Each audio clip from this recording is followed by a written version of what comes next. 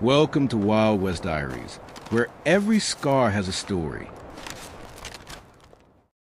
The wind came before the people did. It swept down from the Llano Estacado in the early hours of that October morning, dragging red dust through the empty streets of Dusty Creek, rattling the dry goods sign above Orizon's post and provisions, and carrying with it the particular smell of the high desert in autumn, sage and iron and something older, something that had no name, but that every soul within 100 miles recognized in the deepest register of their bones.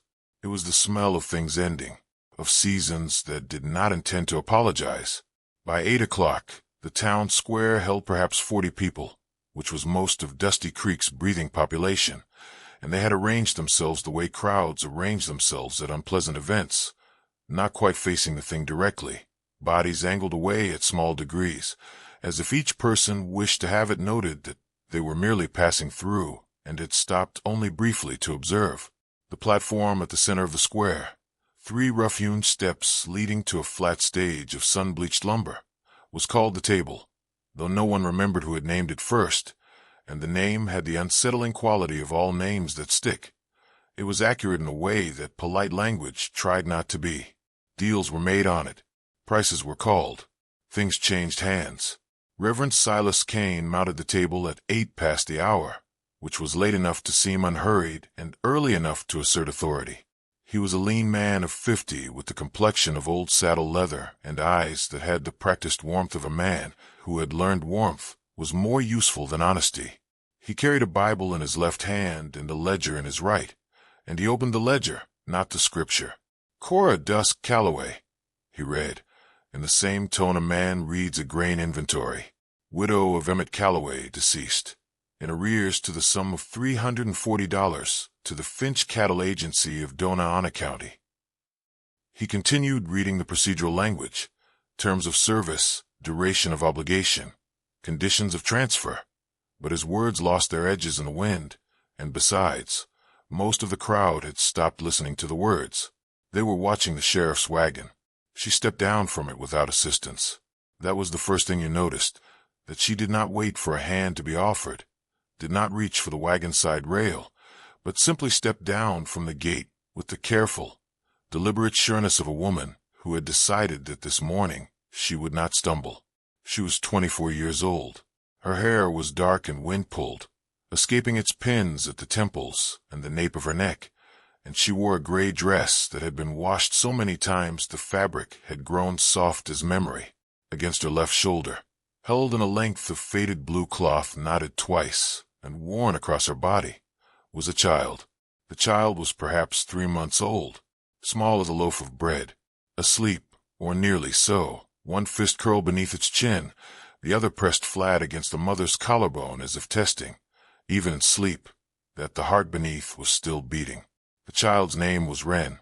Cora Calloway walked to the table and ascended its 3 steps, and she stood on the platform before 40 people who could not quite bring themselves to look at her directly, and she looked at all of them. She did not perform anguish. She did not lift her chin in theatrical defiance.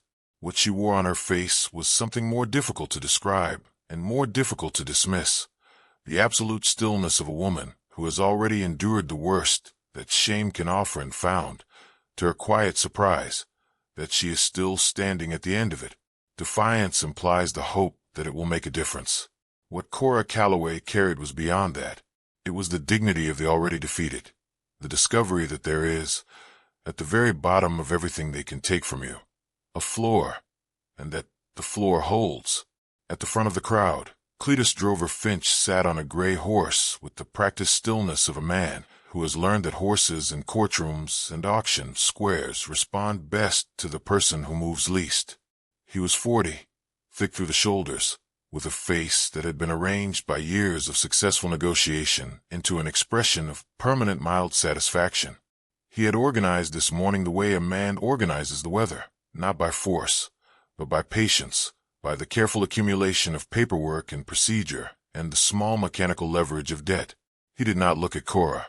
He looked at his pocket watch, beside the dry goods store entrance. Arms folded across the bib of her apron, stood May Tumbleweed Orison. She was the postmistress of Dusty Creek, which meant she was also its memory, its conscience, and its newspaper, and she was watching the platform with the focused attention of a woman who understood that what happened here this morning would require accurate recollection and prompt distribution. She was not cruel in the way that requires malice. She was cruel in the way that requires only proximity to other people's suffering and the inability to keep quiet about it, which is, perhaps, the more common kind. The bidding opened at $5. The first 3 bids came quickly, mechanically. 5, 8, 12. The numbers called the way men call numbers, when they have not yet decided whether they are serious, testing the temperature of the morning before committing. Cora stood on the table throughout. She held Wren against her shoulder, and she looked at some middle distance above the crowd's heads, and Wren, as if understanding that stillness was called for, had gone very quiet. That absolute, wide-eyed quiet of an infant absorbing a world that is too large and too loud and entirely beyond her comprehension or control. Her small fist had loosened. Her eyes, dark as her mother's, moved across the sky as if reading something written there. Jasper Holt arrived late. He arrived everywhere late, which was not carelessness so much as the behavior of a man who no longer believed that his arrival would be noted or would matter to anyone present. He came on foot, which was unusual. He had left his horse at Dunbar's livery, and he moved through the edge of the gathered crowd with his hat pulled low and his shoulders carrying the particular curve of a man who has spent considerable time trying to make himself smaller than his actual dimensions. He was tall, and once had been broad in the way of men who work cattle in the open country, genuinely physical, built by labor rather than design, but that solidity had gone concave somewhere in the last few years, and now he carried his frame the way an old barn carries its frame, the shape intact, the interior hollowed. His left spur was bent. It had been bent for 2 years, and he had never fixed it, and with each step it made a small, soft rattle, not loud enough to announce him, only loud enough to remind himself, step by step, that something in him was broken, and he had chosen to leave it that way. He stopped at the back of the crowd when he heard Wren. The child made a sound, not a cry, not quite, but the small precursor to a cry, the intake of breath, and the slight tightening of the throat that comes before distress finds its voice. It was a sound of perhaps half a second's duration, and was immediately absorbed by the wind. Jasper heard it. He raised his eyes to the platform. He saw Cora first as a shape against the pale sky. The dark hair, the gray dress, the wrapped bundle against her shoulder. Then the details came in as he moved closer.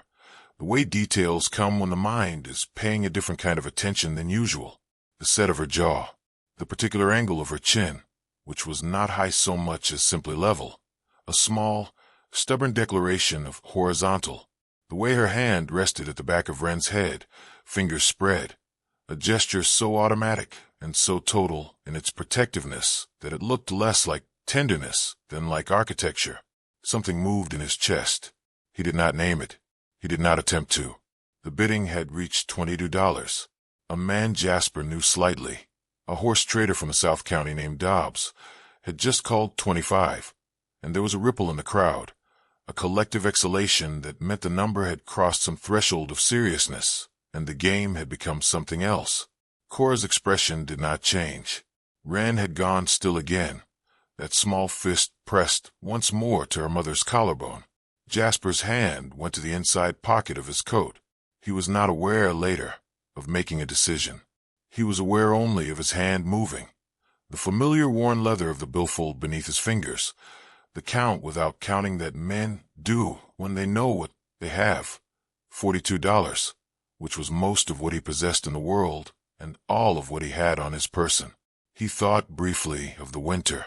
He thought less briefly of the child's hand against the woman's chest and the quality of stillness on that platform that was not peace, but was trying, with everything it had, to look like peace. $40. His own voice surprised him.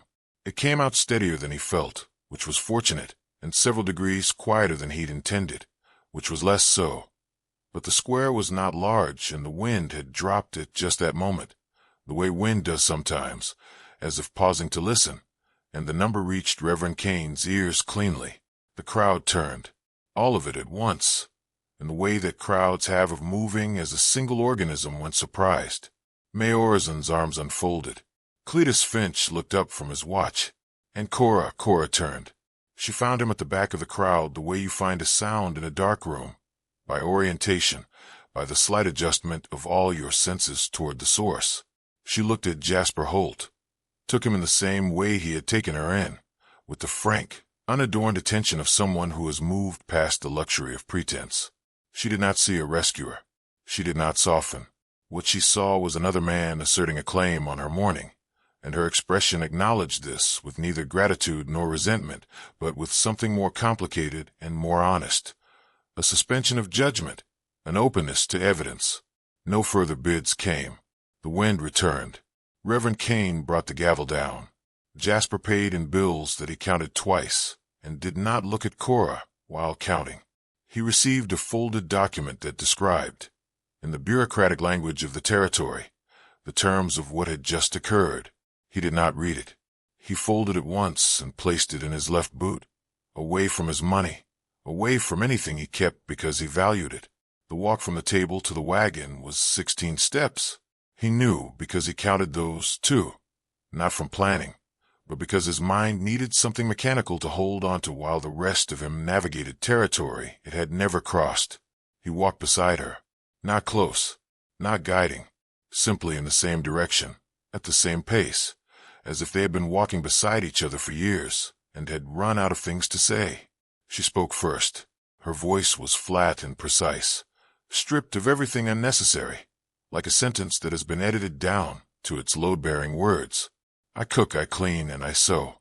I don't do anything else. That clear? He nodded.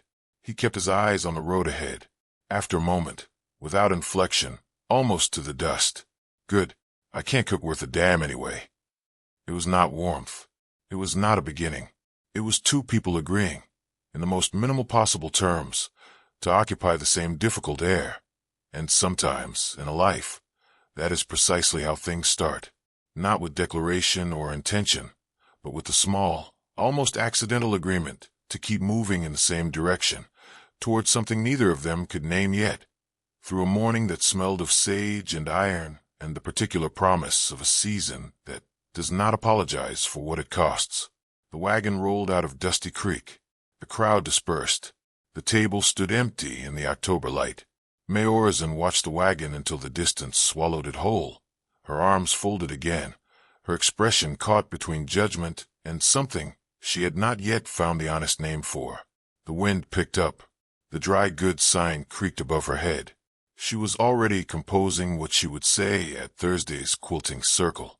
But somewhere underneath the composition, in a part of herself she didn't often visit, something small and stubborn sat very quietly and wondered what it would feel like to be that woman, to be that still, in the middle of all that noise, holding something that loved you without condition while the world assigned you a price. She didn't stay with the thought long. She went inside. The door shut behind her, and the square was empty, and the only sound left was the wind. The Holt ranch arrived before Cora was ready for it. She had been watching the road, a habit she had developed in the weeks since Emmett's death, this compulsion to study what was coming before it reached her.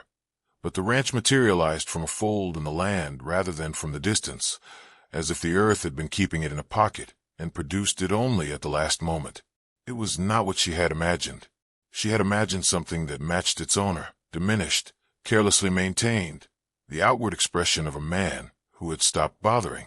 Instead, she found a house that was simply waiting. Adobe walls the color of dried clay, a covered porch with 2 chairs that faced the sunset, a kitchen garden gone to seed, but not to ruin.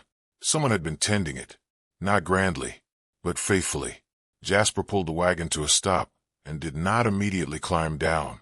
He sat for a moment looking at the house with the expression of a man encountering a version of himself he had not planned to meet today, something complicated passing across his features and then withdrawing, the way a cloud crosses the sun and the landscape changes and then changes back, though you know it is not quite the same landscape it was before.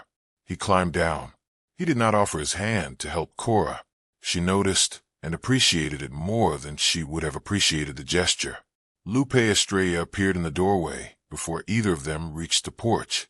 She was perhaps 50, with the compact, unhurried authority of a woman who has long since stopped requiring the world's permission to occupy it. Her dark hair was wound at the nape of her neck. Her apron was clean. She looked at Jasper with an expression that was neither surprise nor accusation, but something that contained both of those things and had matured beyond them into something quieter. The look of someone who has been proved right about something and takes no pleasure in it. Then she looked at Cora. Then she looked at Wren. She came down the porch steps, crossed the yard, and without a word, without asking, she took the baby. Cora's arms tightened instinctively, a single, sharp contraction, the reflex of weeks of being the only shelter Wren had. But Lupe's hands were already there, certain and unhurried, sliding beneath the swaddled weight with the ease of a woman who has held children the way rivers hold water, as their natural condition. And there was something in that certainty, not confidence exactly, but the absence of any anxiety about whether the baby would be all right, that loosened something in Cora's grip before her mind had caught up with the decision. Wren went to Lupe. Wren, who screamed at cold air and the sound of strange voices, made no sound at all. She looked up at Lupe's face with the oceanic calm of an infant who has made a calculation too simple and too profound for adults to replicate. Lupe looked back at her. Something passed between them that was not language and required none. Cora's arms hung at her sides. They felt, for the first time in weeks, like her own. Inside, the house smelled of dried herbs and wood smoke and something just faintly sweet. A candle burned down to its last hour somewhere in a back room. The floors had been swept. On the windowsill above the kitchen basin, 3 dried wildflowers stood in a cracked blue jar, their stems brittle, their color mostly gone but not entirely. A small, inexplicable act of beauty that had no logical business surviving in this house. Cora looked at them and did not look away for a long moment. Jasper moved through the rooms with the efficiency of a man reading from a document he had memorized but had no particular feeling about. The kitchen, the well out back, pulled twice to prime the rope, would split on Sundays, more split on Thursdays if winter was running cold. The pantry held flour, salt, dried beans, some cornmeal.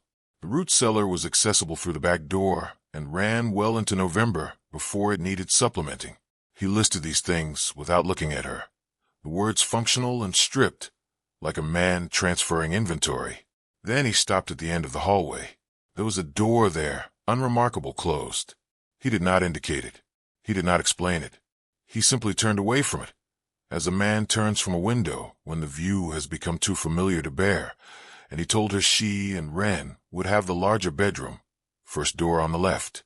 For himself, he said, the tack room off the stable was sufficient. Cora looked at the closed door at the end of the hall. She did not ask. She looked at him instead.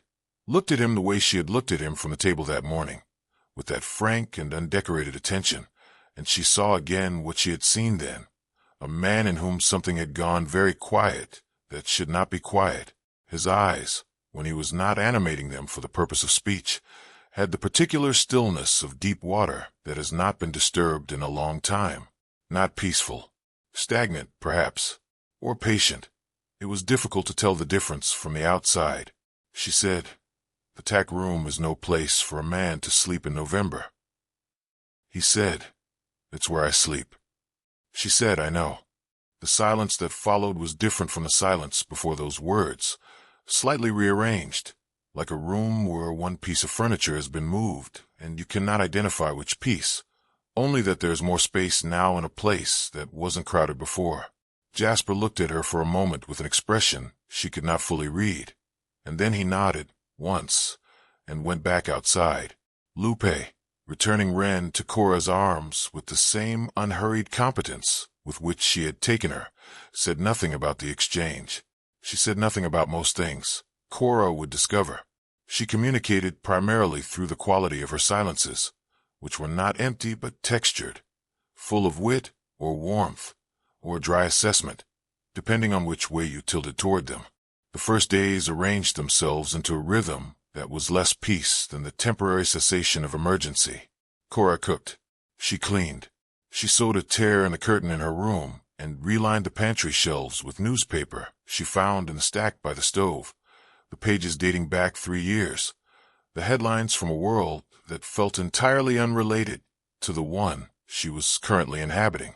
She fed Wren and walked Wren and talked to Wren in the low, continuous murmur that mothers develop, a kind of narrative of the world offered to someone who cannot yet evaluate it. Here is the sky. Here is the sound the windmill makes. Here is the smell of the earth when the sun has been on it since morning. She moved through the house with the careful competence of a woman, staking out the territory of her own survival. She did not see Jasper at meals.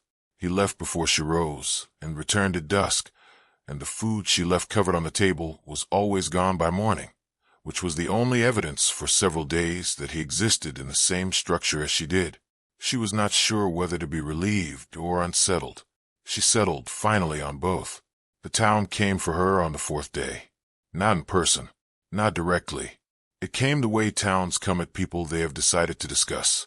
Through the mail, through the grocer's pause, through the quality of the silence when she walked into Orzen's post and provisions for flour and salt on Thursday morning, Wren in the sling against her chest.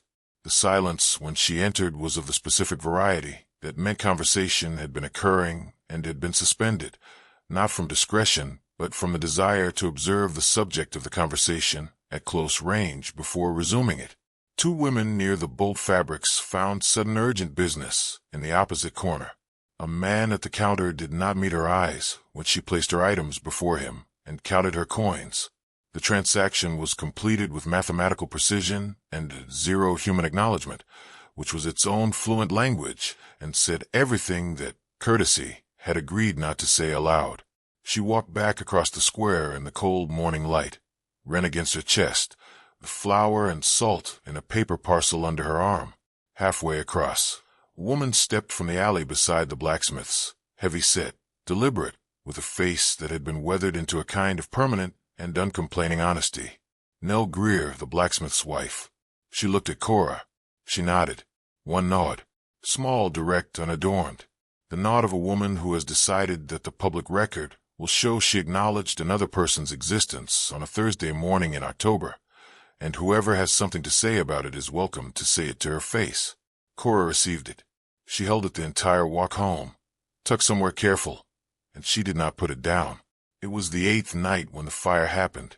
Wren had been colicky since sundown, a grinding, inconsolable kind of crying that suggested the child had developed strong opinions about the world and found them uniformly negative. Cora had walked her and fed her and changed her and whispered to her and finally, past midnight, had carried her to the main room and built a fire in the stone hearth, because fire was the oldest form of comfort and she was out of newer ones. She settled into the rocking chair, the one with the loose joint that squeaked with every motion, a small rhythmic protest, and she began to rock, and slowly, measure by measure, Wren's crying wound down from desperation to complaint to inquiry to silence. She did not hear him come in. He was simply there, in the doorway, the way large, quiet men appear in doorways, filling the frame without ceremony, still wearing his coat, his hat in his hand. He had heard the child from the tack room. He said nothing. He crossed to the hearth, added a log with the spare, practiced motion of a man who has tended many fires in this room, and then he sat down on the floor with his back against the stone, his long legs folded, and he was still. The fire settled and rebuilt itself. The room contracted in the warm light to the size of something bearable. Cora looked at him once, a brief, sidelong glance, and then looked back at Wren. And then, because the silence had a quality that could hold it, she began to talk. Not to him, not exactly, but not away from him either. She told Wren about the stars she could not see through the roof, the stars she had been naming since Wren was first placed in her arms, the private constellation of names she had invented for the 2 of them alone, the bent horseshoe, up and to the left of what proper astronomers called Cassiopeia, the running creek, slanting from the northeast, the old preacher's nose, low on the winter horizon, unmistakable and mildly ridiculous, pointing always south. Wren listened with the absolute gravity that infants bring to everything, her dark eyes fixed on her mother's voice, as if the words were visible. Jasper said nothing. He stared at the fire, but at some point, She could not have said exactly when. She became aware that his eyes had drifted upward, toward the ceiling, in the direction her voice was traveling, following the invisible stars. Just for a moment. Just enough. Wren slept. The fire dropped to embers. Jasper rose, and there was something about the way he moved that was different from how he had moved in the daylight. Less deliberate, less managed, as if the dark had dissolved some habitual armor, and what was underneath was simply a tired man who had not slept well in a long time. He picked up his hat. He walked to the door. He stopped, one hand on the frame, his back still to her. "Emmett Calloway," he said. "He was your husband." It was not quite a question. She answered it as if it were. He was... "I'm sorry." 2 words, and yet he said it the way a man says something that carries more weight than the words themselves can hold. The way an apology arrives that is also a confession, though what exactly was being confessed she could not yet say. The syllables had a density to them, a specific gravity that she felt in her chest rather than heard with her ears. She did not know what to do with it. She held it the same way she had held Nell Greer's nod, carefully, in a place she did not examine too closely, because some things are too newly alive to survive close examination. He went back to the tack room. She stayed by the fire until the embers went cold and the room filled with the gray pre-dawn that is neither night nor morning, but the uncertain country between them. Wren breathed softly in the crook of her arm. Cora did not sleep, but she was not, for the first time in a very long time, entirely alone in the wakefulness. Outside, the wind moved through the dry grass of the range, and the windmill turned, and somewhere in the dark a door at the end of the hall remained closed, holding its silence, keeping its name, waiting with the particular patience of the unresolved for the morning that would find the courage to open it.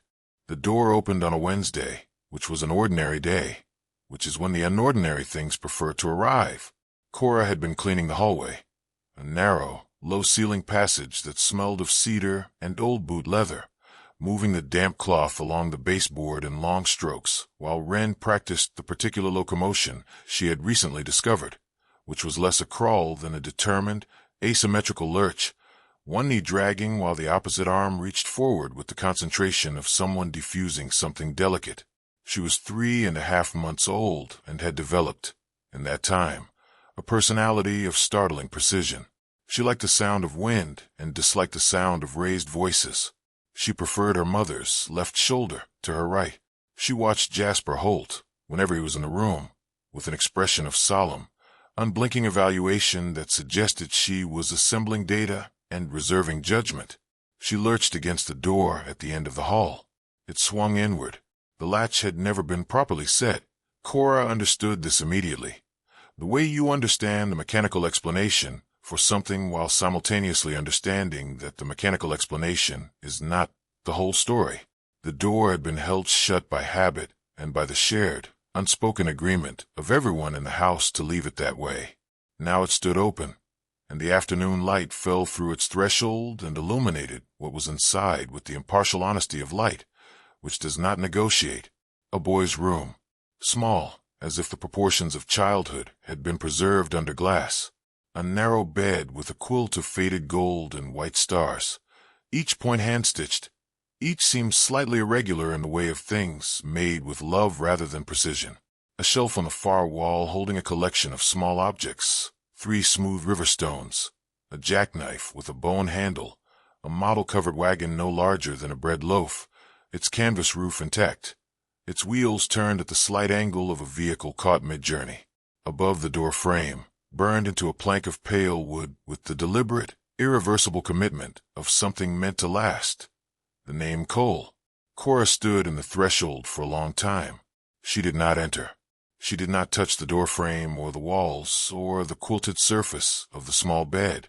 She looked at the wagon on the shelf, and then at the name above the door, and then at the 3 stones lined up in order of descending size, an arrangement so specific, so entirely the product of a child's private logic, that the absent architect of it became suddenly, terribly present. She picked up Wren. She pulled the door closed behind her, gently, with both hands, the way you close a door when someone on the other side is sleeping. She told Jasper that evening. She did not wait, did not soften it, did not construct an approach. she told him as she was setting his food on the table, directly, quietly, as one would report a thing that had happened and needed to be known. The door at the end of the hall came open. I shut it. He went still, not the stillness of composure, not managed, but the involuntary stillness of a body that has received something it was not braced for. Every unnecessary emotion suspended while the necessary systems recalibrate. He was standing at the basin with his sleeves rolled to the elbow, and he stayed that way, forearms over the water, for 3 full seconds. Cole was my son, he said. Was. The small word fell into the room like a stone released from a height, and both of them watched it hit, and neither of them moved to retrieve it. Cora did not say she was sorry. She did not say anything. She understood, in the instinctive grammar of loss that only the bereaved can read, that this particular moment did not want consolation. It wanted only to be heard, to have the word acknowledged as the weight it was, and then to be allowed to settle. She put his plate in front of him. She went to tend to Wren. The evening continued around the stone's ripples. Doc Breckenridge Hale arrived 10 days later on the pretext of checking Wren's health, which was the sort of pretext that did not bother to disguise itself, because the man deploying it had long since concluded that honesty and efficiency were near synonyms. He was 60, spare as a winter fence post, and was missing the index and middle finger of his left hand to a bullet that had made an imprecise argument 3 decades prior. He moved with the thoughtful deliberateness of someone who had learned to account for exactly what he had available rather than what he wished he had, and this quality extended from his hands to his speech. He sat at Cora's table, accepted her coffee with the gratitude of a man for whom coffee on a cold morning was still among the world's meaningful events, and he examined Wren for perhaps 4 minutes, at the end of which he pronounced her vigorous, well-fed, and possessed of an unusually evaluative gaze for her age. Then he set his cup down and told Cora about Jasper Holt. He did not frame it as gossip. He framed it the way physicians frame difficult information, as something the patient needed in order to treat a wound they could not see. 5 years ago, Jasper's closest friend, a man called Creosote Webb, who had worked to hold cattle for 12 years and knew every arroyo and dry wash between the ranch and the Rio Grande, had ridden into a canyon east of the Jornada del Muerto and been killed in an ambush by cattle raiders. It was a route Webb should not have ridden alone. He had ridden it alone because Jasper had not been there to ride it with him. Jasper had not been there because his son Cole had died of fever 3 weeks prior. 8 years old, 11 days sick, a Sunday morning in late spring, and Jasper had, in the particular and devastating way that grief can remake a man's relationship with himself, decided somewhere in those 3 weeks that he was no longer someone worth keeping alive. He had been drinking, not angrily, not dramatically, simply continuously, with the methodical commitment of a man executing a plan. When Webb rode out that morning, Jasper was asleep in the stable with an empty bottle in his hand and was not woken in time, and by the time he reached the canyon, it held only silence and evidence. He's been doing penance ever since, Doc said. He turned his cup in his remaining fingers. Not the useful kind.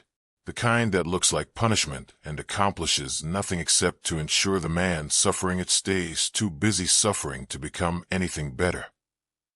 Cora listened without interrupting. She held this information the way she had held Nell Greer's nod and the weight of Jasper's sorry, carefully, at a slight distance, giving it room to show her what it was before she decided what it meant. Doc looked at her over his cup with eyes that had seen enough of human nature to have formed opinions, but enough of human resilience to have kept them provisional. He didn't buy you to own you, Doc said. He bought you because your girl cried out on that platform, and some part of him that he'd worked very hard to put to sleep sat up and remembered it was still alive. He did not stay much longer after that. He was a man who delivered what he came to deliver and trusted the recipient to know what to do with it. He patted Wren once on the top of her head, collected his hat, and rode back toward town through the pale November light. Cora sat at the table after he left. She did not think about Jasper directly. She approached the knowledge obliquely, the way you approach a bright thing, by looking slightly to the side of it. She thought about Cole's room, about the covered wagon mid-journey on its shelf, about the stones in descending size, arranged by hands she would never know, and the logic of a child who would never rearrange them. She thought about how grief, when it is very large, does not announce itself. It simply restructures everything around it. The way a river in flood does not look like a disaster until you see where the river used to be.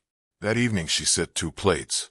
It was the smallest possible revision of the established order, 1 additional plate, positioned across the table from her own, with a fork and a folded cloth beside it.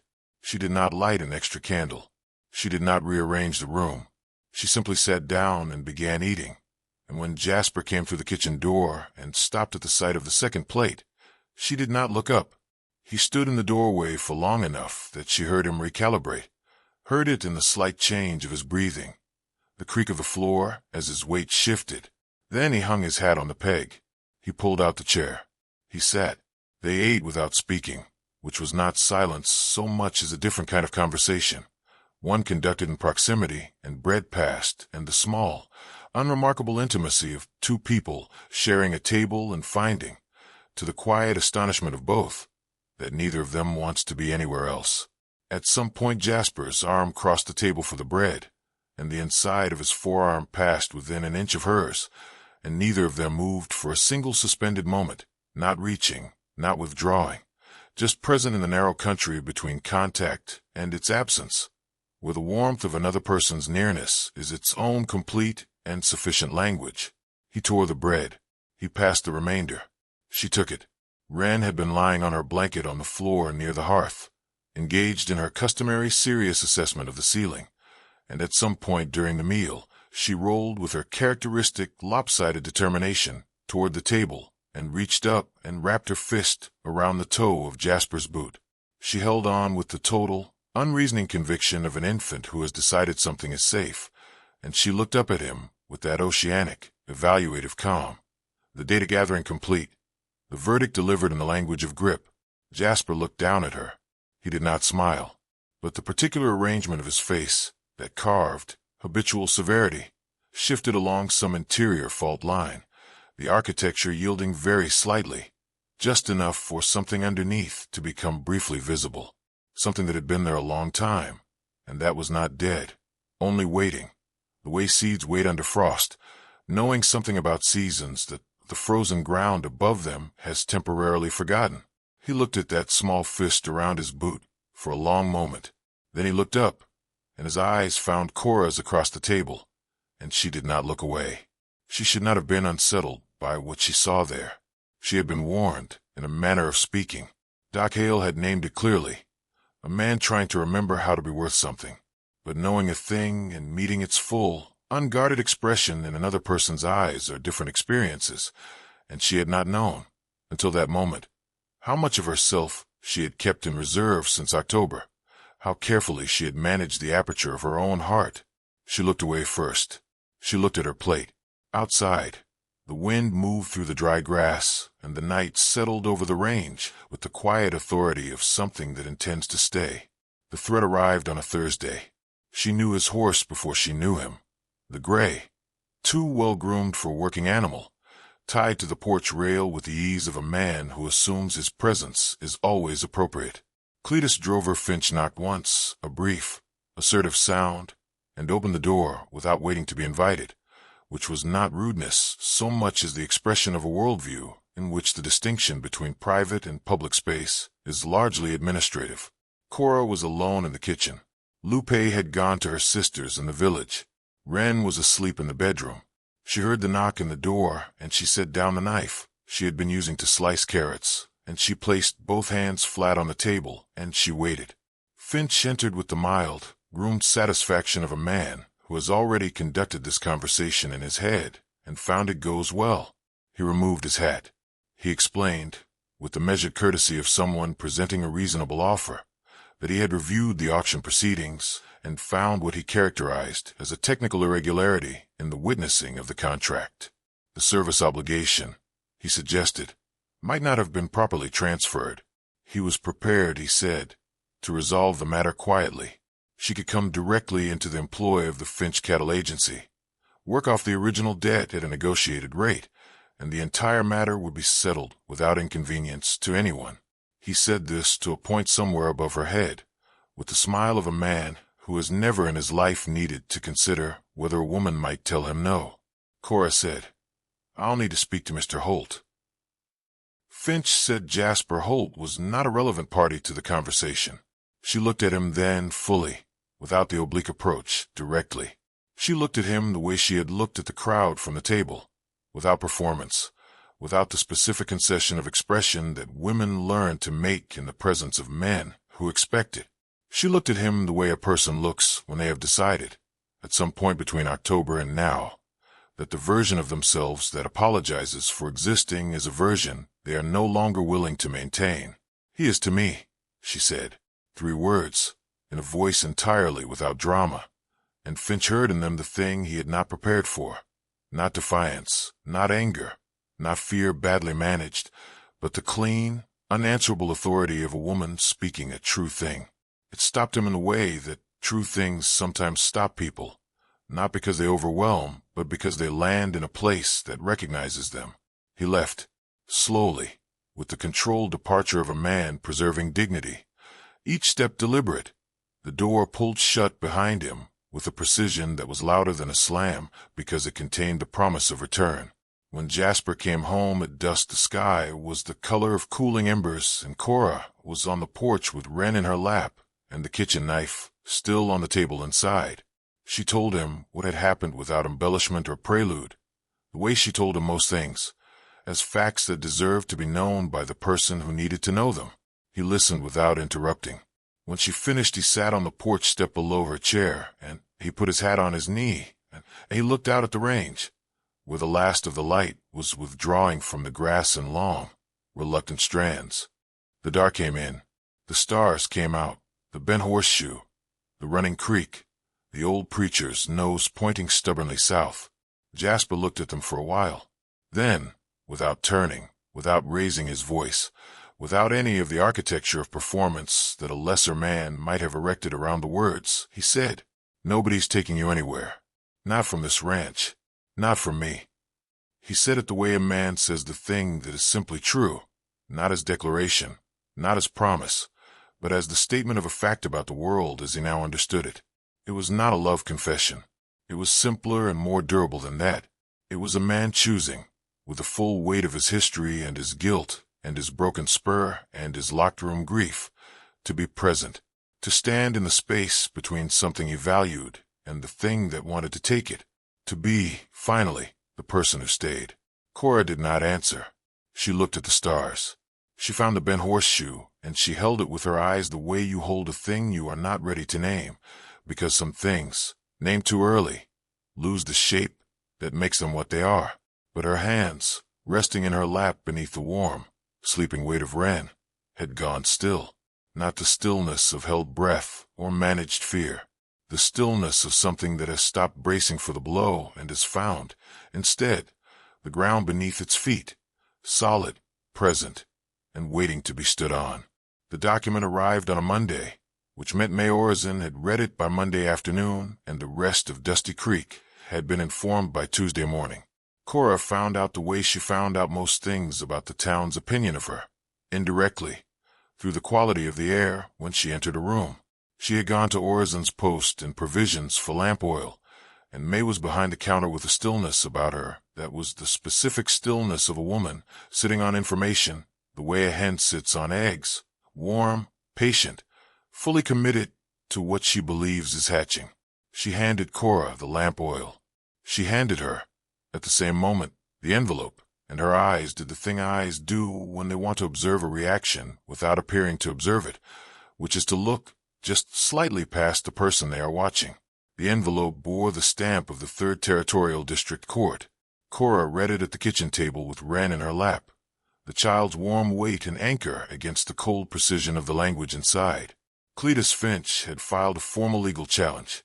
His attorney, imported from Santa Fe, which meant Finch had spent real money, which meant he was operating from wounded pride as much as financial interest, argued that the auction proceedings had been improperly witnessed under territorial statute, that the contract of service had therefore never been legally transferred, and that the debt obligation of the late Emmett Calloway remained the property of the Finch Cattle Agency in full.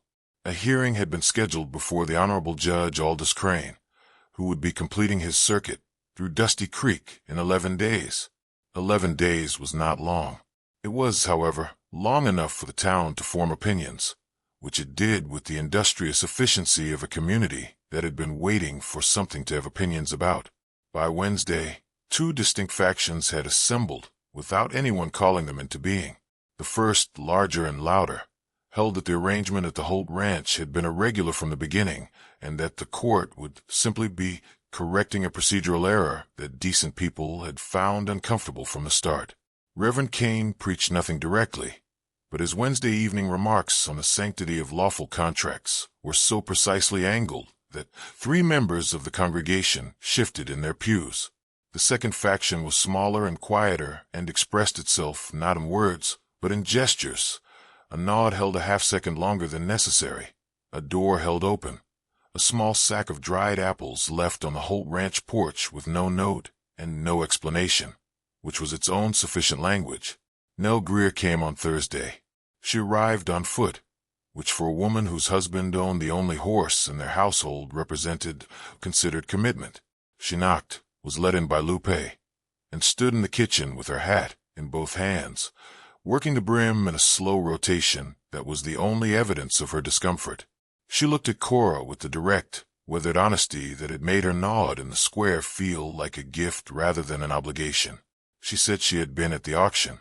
She said she had seen the proceedings clearly and had found them troubling, and that if a court of law required a witness to what had occurred on that platform in October, she was prepared to be that witness. She said this without heroism, without the language of solidarity or righteousness. She said it the way a woman says a plain thing that she has decided is simply true and therefore requires no decoration. Cora looked at her for a long moment. She said, "Thank you, Nell." 2 words, but she said them in a voice that had lost its careful flatness, that allowed, briefly, something warm and unguarded to rise through the surface, and Nell Greer received them with a small nod, different from the square nod, softer, more personal, and then accepted Lupe's coffee and sat at the table for 20 minutes and talked about the winter coming and the price of wool and a dozen other ordinary things, which was itself a form of grace, the restoration of the ordinary as remedy for the extraordinary wound. Jasper received the news of the hearing the way he received most difficult information, in stillness, processing it somewhere below the visible surface, while his exterior remained composed. He read the document once. He folded it. He placed it on the table and put his hat over it, which Cora understood was not dismissal, but containment, the action of a man who needs to put something down in order to think about it clearly. That night she heard him in Cole's room. Not sounds of grief, not the sound she might have expected and would have known not to approach, simply the sounds of a man sitting in a room, the soft percussion of the old floorboards under his weight, the slight creak of the small bed. She stood in the hallway for a moment, Wren asleep against her shoulder, and she did not knock. She simply stood close enough to the closed door that whatever was happening on the other side of it could sense, if sensing was something rooms and grief and the memories of 8-year-old boys were capable of, that it was not entirely alone. After a while the sound stopped. She went to bed. The morning of the hearing was cold and white-skied, the kind of November morning that withholds the sun, not from cruelty, but from an excess of cloud that has forgotten to produce rain. Judge Aldous Crane held his circuit court in the saloon's back room, which was cleared of its usual furniture and furnished instead with a table, 3 chairs, and the particular authority that Crane carried in the set of his shoulders. A man of 65 who had been tired of human foolishness for approximately 40 years and had developed, in response, a judicial style of extraordinary economy. He used few words. He wasted nothing. Cletus Finch sat on the right side of the room with his attorney beside him, a thin man from Santa Fe who wore his suit like armor and spoke in the measured, geometric cadences of someone who has confused clarity with coldness. Finch himself was immaculate, composed, his expression the expression of a man who has already decided the morning's outcome and is present merely as a formality. On the left, Cora, Jasper, Doc Hale, Lupe Estrella in Nell Greer's borrowed hat, and Nell Greer herself, hatless and unbothered. May Orzin sat in the row behind them, in the ambiguous position she had occupied all week, not aligned with either faction, watching with the compulsive, helpless attention of a woman who cannot stop witnessing things even when witnessing them begins to change her. Finch's attorney spoke first, and he spoke well, organized, precise, anchored in statute and procedure. The contract had been witnessed by a single individual rather than the required two. The transfer was therefore legally void. His client sought restoration of the original debt obligation and reimbursement of associated costs. He sat down with the quiet satisfaction of a man who has placed something beyond argument. Doc Hale spoke next. He was brief in the manner of someone who understands that brevity is a form of respect for the listener's intelligence. He had known Jasper Holt for 20 years. He had attended Cora Calloway and her daughter on 2 occasions since October. The arrangement at the Holt Ranch was, to his direct and professional observation, one of the more dignified domestic circumstances in the county. He sat. Nell Greer described what she had seen at the auction. Her voice shook at the outer edges, but held at the center, and the center was what mattered, and what it held was the truth stated plainly. A woman sold in lieu of a dead man's debt, a baby against her chest, a crowd that could not look her in the eye. She sat. Then Jasper stood. He did not stand like a man addressing a court. He stood like a man who has spent 2 years in the company of his own worst self and has, in the last several weeks, been given unexpected and undeserved evidence that he might be something more than that, and who has decided, in the way that decisions are sometimes made at the very bottom of a person's resources, that the evidence deserves to be spoken aloud. He talked about coal first, which was not what anyone in the room expected, and the unexpectedness of it created a silence of a particular quality, not the silence of an audience managing boredom or waiting for relevance, but the silence of people who have been caught off guard into paying genuine attention. He said his son had died 5 years ago in the spring, and that he had responded to this by deciding, in a way he had never stated plainly to another living person until this moment, that the world was correct to take Cole from him because he had not been worth the kind of father Cole deserved. He said he had let a man ride into a canyon alone as a direct consequence of this decision. He said he had been conducting penance since then of the kind that helps no one, least of all the dead. He said that on an October morning he had stood at the back of a crowd and heard an infant make a sound, and that something in him that he had worked very deliberately to extinguish had simply refused, in that moment, to stay extinguished. His voice did not perform any of this. It moved through the words the way water moves through narrow ground, not because it has chosen the direction, but because the ground itself determines it, and the ground here was truth, and truth has its own inevitable gradient. He said Cora Calloway had not worked in his house. She had lived in it. There was, he said, a difference that the law's language was not built to contain, but that every person in this room knew in their bodies, if not in their statutes. He said Wren had a room with a star quilt and a covered wagon on the shelf, and that the name above the door of that room said Cole, and that he and Cora had been tending that room together the way you tend something sacred, not by arrangement, not by contract, but by the slow, unplanned accumulation of people who have recognized in each other the specific shape of their own surviving. He looked at Judge Crane, not at Finch, not at the attorney, at the judge directly, with the eyes of a man who has nothing left to manage. He said, I swore I would be father and husband both if I had to. I am trying to become a man worth that oath. If this court removes them from this ranch, I will have lost the only thing that has made me want to return to myself. The room was very quiet. Finch's attorney looked at his papers. Finch looked at the wall. May Orezon's hands, in her lap, had gone entirely still, and this, Cora thought, was perhaps the most remarkable thing that had occurred all morning. Judge Crane looked at his papers for a long time. He looked at Finch's attorney. He looked at Finch himself, with the particular expression of a man who has presided over human foolishness for 4 decades and has learned to locate, within any given piece of foolishness, its precise species and its appropriate remedy. He agreed that the auction contract had been improperly witnessed. He agreed it was therefore void. He let the room misread this for exactly 3 seconds, let Finch straighten slightly, let the attorney's pen move toward his notepad, and then he continued. He said that voiding the contract of transfer voided the entire proceeding. The debt obligation of Emmett Calloway, he ruled, had never been legally transferable to his widow in the first instance under any properly witnessed contract, because the territorial statutes governing dead inheritance explicitly excluded surviving spouses from personal liability for obligations incurred solely in the husband's commercial capacity. The Finch Cattle Agency was welcome to pursue recovery through the territorial estate process, which would require approximately 30 months and would yield, given the documented state of the Calloway estate, somewhere in the range of 11 cents on the dollar. He closed the folder. He stood. He said good morning to the room in general, with the tone of a man who considers the matter entirely resolved, and he walked out through the saloon's front door and into the cold white November morning without looking back. Finch sat for a moment in the specific stillness of a man whose carefully constructed morning has collapsed around him.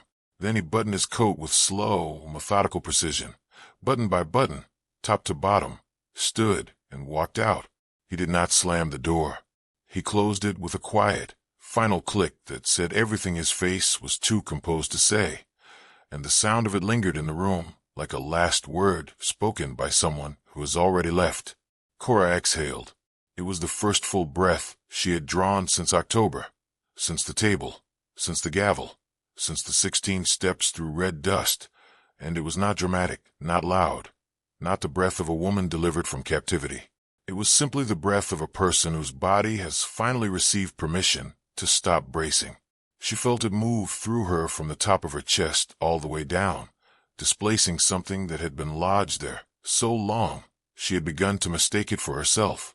Outside, the white sky had thinned to silver, and the sun was attempting something modest and sincere through the cloud cover, and Dusty Creek looked, for a moment, like a town that had made a small and imperfect choice toward decency, not transformed, not redeemed, but rearranged slightly around a better possibility. May Orzon caught her at the door. She opened her mouth. She closed it.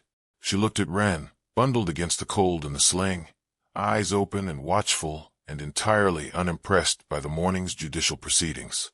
May opened her mouth again, and this time what came out was neither gossip nor judgment, nor the careful social architecture of exclusion. It was smaller than all of those things, and therefore larger. "That is a good baby you have," she said. Cora looked at her. She looked at the woman who had watched from the dry goods doorway in October, who had told 11 people and 2 deacons and a schoolteacher, who had sat in the saloon this morning with her hands finally still in her lap. She looked at the imperfect, partial, genuinely offered half-step toward something better, and she received it with neither warmth nor coldness, but with the even grace of a woman who has learned to hold complicated things simply. "She is," Cora said. That evening Jasper opened Cole's door fully, for the first time. He went inside and sat on a small bed with his hands on his knees, and the star quilt beneath him, and the covered wagon on the shelf at eye level, mid-journey, wheels turned toward whatever destination a child's imagination had assigned it. Cora came to the doorway. She stood there with Wren, and Jasper did not ask her to come in, but he did not close the door, and she understood the distinction. She carried Wren across the threshold. She set her on the star quilt. Wren looked at the covered wagon with the total, immediate covetousness of an infant identifying something worth having, and she began her lurching, asymmetrical advance toward it with the undeterred focus of someone who has never once considered the possibility of being told no. She reached it. She grabbed the wheel. She looked back at Cora with an expression of complete and vindicated satisfaction. Jasper watched her. The fault line in his face opened further than it had before, not a smile, but the preparation for one, the landscape readying itself for something it had forgotten it was capable of producing. He looked at Wren holding the wheel of Cole's wagon, and something in him moved that was not grief, and was not separate from it either, but was what grief becomes, very slowly, in the presence of the living, a thing with a different name, heavier and lighter at once, which is the particular weight of love that has learned to coexist with loss. Cora sat beside him on the small bed, close, but the distance between them still held, a narrow country, not empty, but not yet crossed. Outside, Lupe was singing in the kitchen, an old song about a river that always finds its way back to the sea. her voice moving through the walls of the house, like something the house itself was remembering. On the porch that night the stars came out one by one into a sky that had cleared completely, and Jasper sat beside her close enough that the cold air between them had gone warm, and he turned his hat in his hands for a long while before he spoke. He said he didn't know yet how to do what he was trying to do. He said he knew he was trying to do it.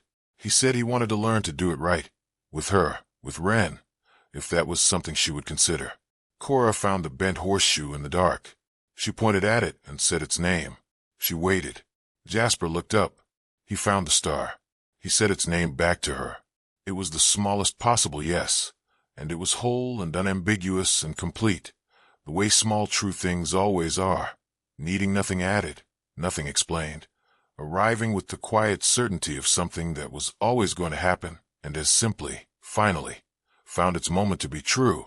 Inside, Wren slept on the star quilt, with one hand wrapped around the wheel of Cole's wagon, her breathing the small, steady rhythm of a child who has decided she is safe, who has found the floor and found it solid. The name above the door said Cole. Tomorrow, Jasper would ride to the carpenter and place the order for a second plaque, smaller, beside the first, a new name added not to replace what was there but to join it, the way a second star in a constellation does not diminish the first, but gives it, finally, its full and proper shape. The night held all of it, the names and the stars and the quilt and the wagon and the two people on the porch leaning very slightly, almost imperceptibly, the way that living things lean when they have found the light, not rushing toward it, not desperate for it, simply orienting the way sunflowers do, with the whole slow, faithful, certain weight of everything they are.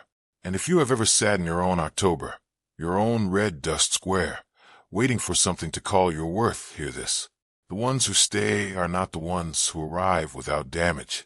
They are the ones who sit on the floor by your fire at midnight, who add the log without being asked, who say I'm sorry and mean something older and truer than the words can hold. Redemption does not announce itself. It sets a second plate. It says a star's name in the dark and waits for you to say it back. It is the bent spur that never gets fixed, because some reminders are also permissions, permission to be broken and present and trying, all at once, which is the only kind of whole that any of us ever actually manages to become. The river, as Lupe's song knows, always finds its way back. So do we.